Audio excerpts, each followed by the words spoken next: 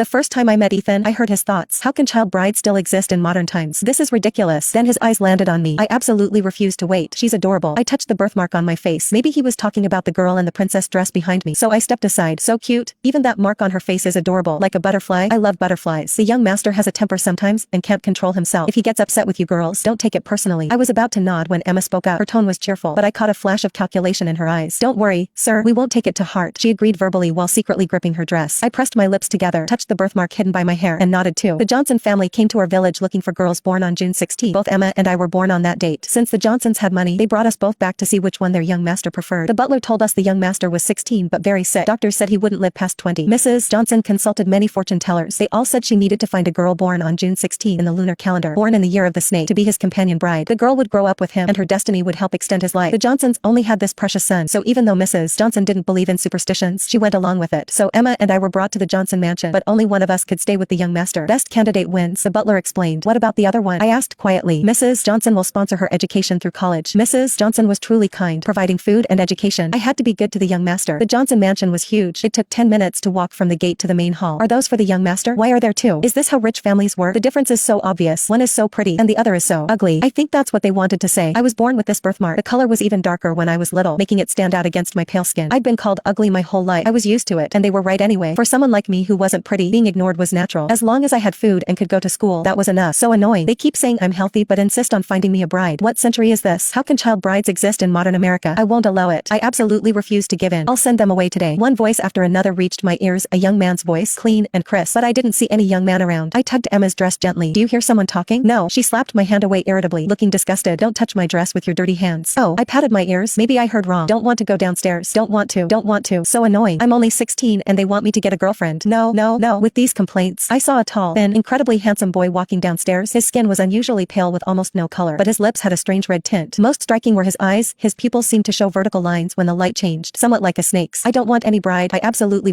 wait. She's adorable. I met Ethan's eyes. His gaze fell on my birthmark, and I quickly looked down. He must be talking about Emma, not me. She was wearing a puffy dress today and looked cute, so I stepped aside again. Why won't she look at me? Am I not handsome enough? Feeling insecure. Are you the young master? I'm Emma. Emma stepped forward, perfectly blocking half of me, extending her hand with a sweet, innocent smile. Ethan looked at her hand, then slowly moved his gaze to my face. So cute, so cute, so cute. That mark on her face is adorable too, like a butterfly. I love butterflies. He was talking about me? I instinctively wanted to hide my birthmark, but he said it looked like a butterfly and was cute. Why is she covering it? Such a cute butterfly mark. So adorable, like a little kitten. My ears turned red. The continuous compliments made me forget the amazing fact that I could hear Ethan's thoughts. Emma held her hand out for about a minute before Ethan slowly extended his slender hand back. Ethan, I don't like physical contact, but it would be rude not to shake hands. Sad. Emma smiled sweetly. Can I call